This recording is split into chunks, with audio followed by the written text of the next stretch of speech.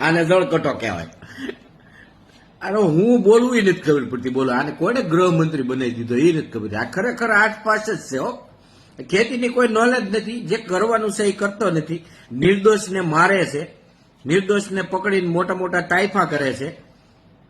હે, કમરબંધી કે ને છોડવામાં નહીં આવે. એકેયને પકડ્યો. હે, કેટલા કરોડો કરોડો અબજો અબજોના કૌભાંડ કરે છે.